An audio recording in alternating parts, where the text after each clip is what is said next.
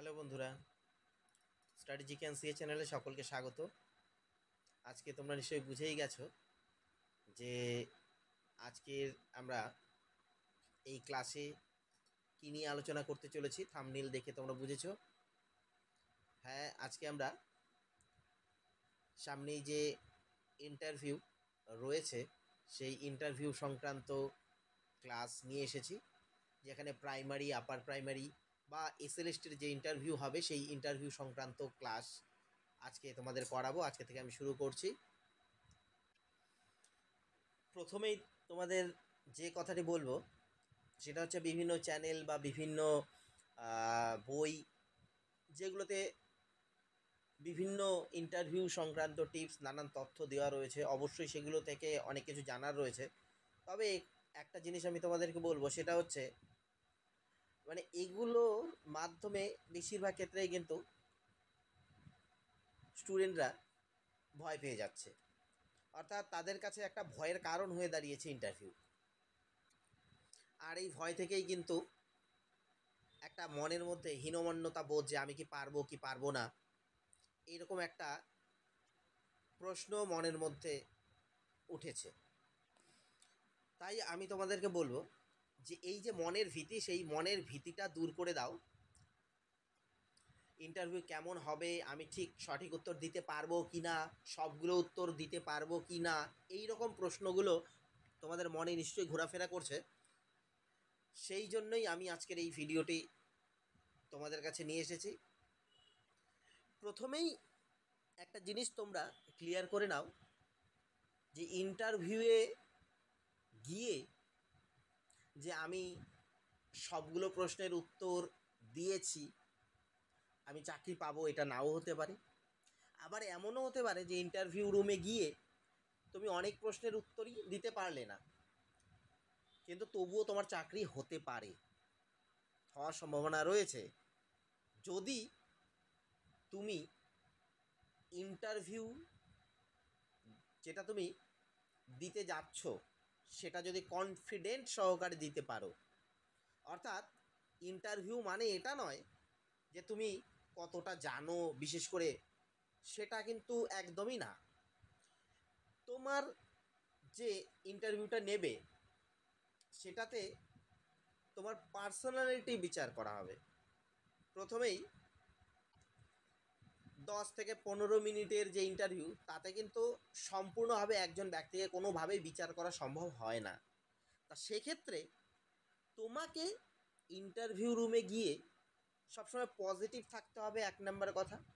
2 নম্বর কথা হচ্ছে কনফিডেন্ট থাকতে হবে, অর্থাৎ যে উত্তরটি তুমি জানো বা তুমি দিতে পারবে সেটা ভালো করে গুছিয়ে দিতে হবে, এবং যেটা তুমি জানো না সেটা কনফিডেন্ট সহকারেই তোমার কনফিডেন্স থাকতে হবে যে না স্যার বা ম্যাডাম, আমি এই প্রশ্নের উত্তরটি আমার জানা নেই, এই মুহূর্তে মনে পড়ছে না, এরকমভাবে তুমি সেটাকে পাস করতে পারো। কিন্তু তার মানে এই নয় যে তোমাকে সব উত্তরই দিতে হবে, যে না এটা আমি জানি না, থাক তবু আমি বানিয়ে দেবো। সেই রকম টেন্ডেন্সিতে গেলেই কিন্তু তোমাদের নেগেটিভ মার্ক হবে। অর্থাৎ যেগুলো জানা নেই তোমরা সেগুলো পাস করে দেবে, যে না সত্যি করেই বলে দেবে যে এই মুহূর্তে মনে পড়ছে না, এটা বলাই ভালো যে পরে জেনে নেব। আর ইন্টারভিউ দেওয়ার সময় কিছু জিনিস তোমাদেরকে আগের থেকেই প্রস্তুত হয়ে যেতে হবে, সেই জিনিসগুলো নিয়ে আলোচনা করব অবশ্যই। ইন্টারভিউয়ে ঢোকা থেকে শুরু করে ইন্টারভিউ চলাকালীন অবস্থার সমস্ত সিচুয়েশন কিভাবে হ্যান্ডেল করবে সেগুলোও বলবো আমি। সব কিছুরই একটা স্টেপ বাই স্টেপ রয়েছে। আর সবার প্রথম যেটা আমি বলবো সেটা হচ্ছে কনফিডেন্স। অনেক সময় দেখা যায় যে প্রথম প্রশ্ন যিনি করলেন তার প্রথম প্রশ্নের উত্তরই হয়তো তুমি দিতে পারলে না, তখন হয়তো তুমি ভাবছো যে প্রথম প্রশ্নেই আমি পারলাম না, ব্যাস ঘাবড়ে গেলে, এবং এটা অনেক ক্ষেত্রেই হয়। আর সমস্ত ইন্টারভিউটাই তোমার খারাপ চলে গেল, এই তো আমি আর পারলাম না, শেষ, আমার কি হবে, এরকম একটা হয়। তোমাদের একটা ঘটনা বলছি। আমি পিএসসির একটা ইন্টারভিউ দিতে গিয়েছিলাম। সেই সময় আমাদের মধ্যে থেকেই একজন ক্যান্ডিডেট এরকম ছিল, যাকে কিনা প্রশ্ন যখন ধরা হয়েছিল সেই সময় সে প্রশ্ন বলতে পারেনি জন্য এতটাই নার্ভাস হয়ে গেছে সেই সময় যে সে কান্না করে দিয়েছিল। শেষ পর্যন্ত তাকে ইন্টারভিউয়ার যারা ছিলেন তারা বলেছেন, তুমি এক কাজ করো, তুমি একটু রেস্ট করো, করে পরে তুমি আবার আসো, তোমাকে আবার ডাকা হবে। তাই বলছি, সেখানে এই যে ইন্টারভিউয়ার যারা নেবে ইন্টারভিউ তোমাদের, তারা কিন্তু অবশ্যই তোমাদেরকে সহযোগিতাই করবেন। এমন নয় যে তারা বাঘ সিংহ, এরকম কিছু নয়। তারা তোমাকে গিলেও খাবে না, তোমাকে যথেষ্ট সাহায্য করবে। এবার তোমাকে কি করতে হবে, সেখানে তোমাদের কনফিডেন্সটাই তোমাদেরকে দেখাতে হবে। তা ওই যে বললাম যে পরবর্তীতে তাকে আবার ইন্টারভিউয়ের জন্য নেওয়া হয়েছে।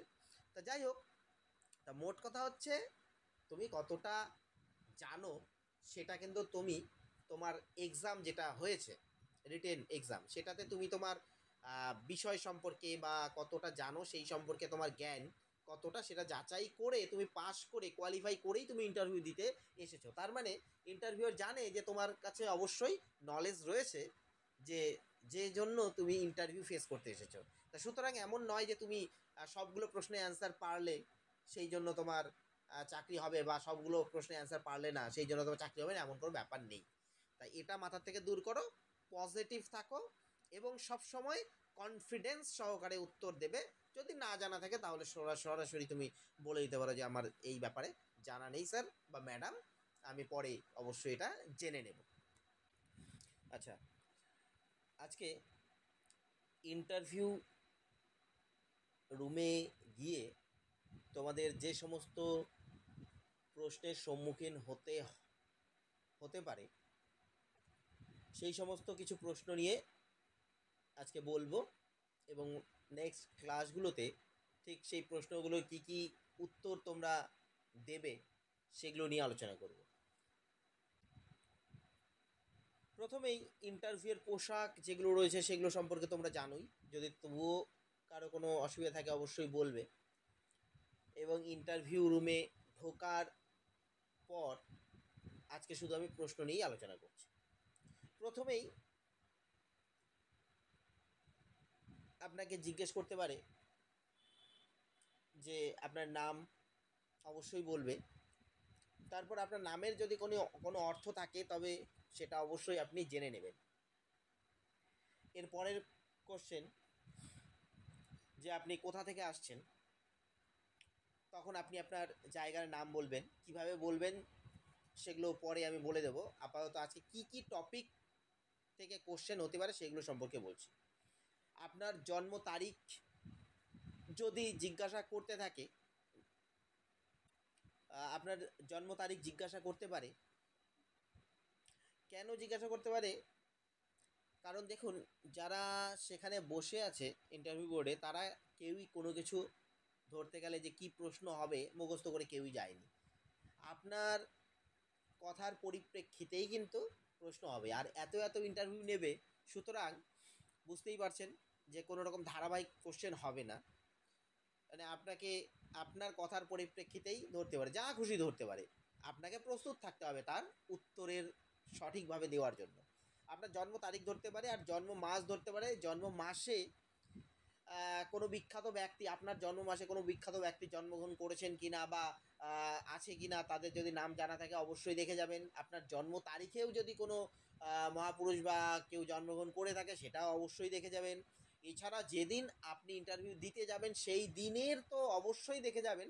তার পাশাপাশি সেই মাস, অর্থাৎ নভেম্বর মাসের বিখ্যাত ব্যক্তি যারা রয়েছেন তাদের জন্ম বা অন্য কোনো বিশেষ বিশেষ ঐতিহাসিক ঘটনা অবশ্যই কিন্তু আপনাদের জেনে যেতে হবে। এগুলো থেকে কিন্তু কোশ্চেন হওয়ার সম্ভাবনা খুবই বেশি।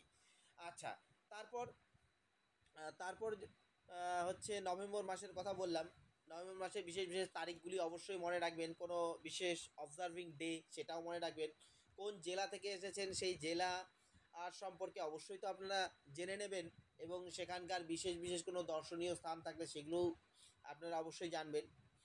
তারপর আপনার সম্পর্কে যদি বলতে বলে তাহলে আপনি অবশ্যই গুছিয়ে নেবেন, যে আপনার সম্পর্কে বললে আপনি কি বলবেন সেটাও জেনে অবশ্যই গুছিয়ে সেটা প্রস্তুত হয়েই যেতে হবে আপনাকে। আর সব কথা কিন্তু ইন্টারভিউয়ার যখনই বলবেন তখনই কিন্তু আপনারা সবাই কিন্তু চোখে চোখ মিলিয়ে কথা বলবেন। আর আপনার জেলার যে নদীগুলো রয়েছে নদীগুলো সম্পর্কে জেনে যাবেন। কোনো মন্ত্রী থাকলে অবশ্যই মন্ত্রীদের সম্পর্কে জেনে যাবেন। তারপর পশ্চিমবঙ্গের বর্তমান মন্ত্রী পরিষদ সম্পর্কে অবশ্যই আপনাদের জানতে হবে, বিশেষ করে শিক্ষামন্ত্রী থেকে শুরু করে গ্রামোন্নয়ন মন্ত্রী, আপনাদের এলাকার যদি কোনো মন্ত্রী থাকে সেই মন্ত্রী যে দপ্তরের অধীনে রয়েছেন সেই সম্পর্কে আপনারা জেনে যাবেন। বন মন্ত্রী, এই সম্পর্কে অবশ্যই আপনাদের জানতে হবে। এছাড়াও খবরের কাগজ, বিশেষ করে সেপ্টেম্বর, অক্টোবর, নভেম্বর এই 3 মাসের যে নিউজ পেপারগুলো রয়েছে সেই নিউজ পেপারগুলো অবশ্যই আপনারা সংগ্রহ করে সেখান থেকে প্রধান প্রধান যে নিউজগুলো রয়েছে সেগুলো অবশ্যই আপনারা সংগ্রহ করে জেনে যাবেন একটু ভালো করে। আর আপনারা এই ইন্টারভিউ প্র্যাকটিস যদি করতে চান তাহলে সেটা আপনারা অবশ্যই আপনাদের বাড়িতে আয়নার সামনে দাঁড়িয়ে দাঁড়িয়ে করতে পারেন, তাহলে আপনাদের অনেকটাই লাভ হবে।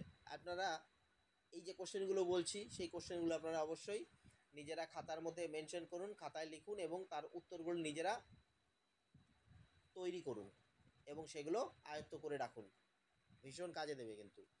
এরপর আরও যে কোশ্চেনগুলো ভীষণ গুরুত্বপূর্ণ, আপনারা যেগুলো অবশ্যই প্রস্তুত হয়েই যাবেন সেগুলো হচ্ছে পশ্চিমবঙ্গের যে প্রকল্পগুলো রয়েছে পশ্চিমবঙ্গ সরকার সেই প্রকল্পগুলির সম্পর্কে অবশ্যই আপনারা জেনে যাবেন।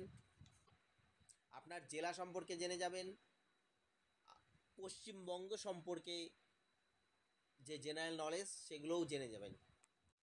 আমি অবশ্যই এই কোশ্চেনগুলো নিয়ে পরে ডিটেলসে আলোচনা করব এক এক করে। আজকে শুধু ধারাবাহিকভাবে কোন কোন কোশ্চেনগুলো আপনাদের জানা দরকার সেই কোশ্চেনগুলো সম্পর্কেই বলছি।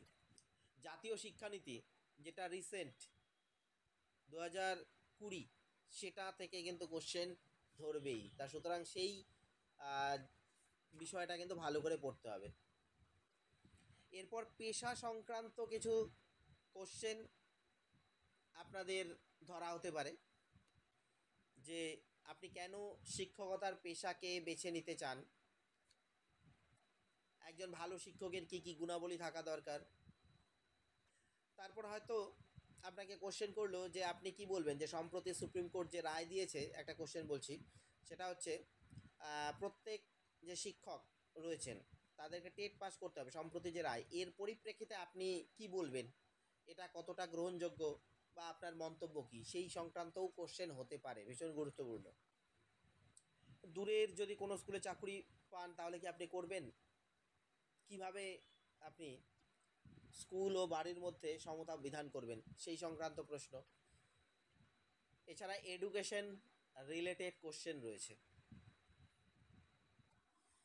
Operation blackboard, Sarva Shiksha Abhiyan, RTE act 2009, বুনিয়াদী শিক্ষা, ভারতের প্রথম শিক্ষা কমিশন, স্বাধীন ভারতের প্রথম শিক্ষা কমিশন, কোঠারি কমিশন, এই ধরনের আরও অনেক প্রশ্ন হতে পারে।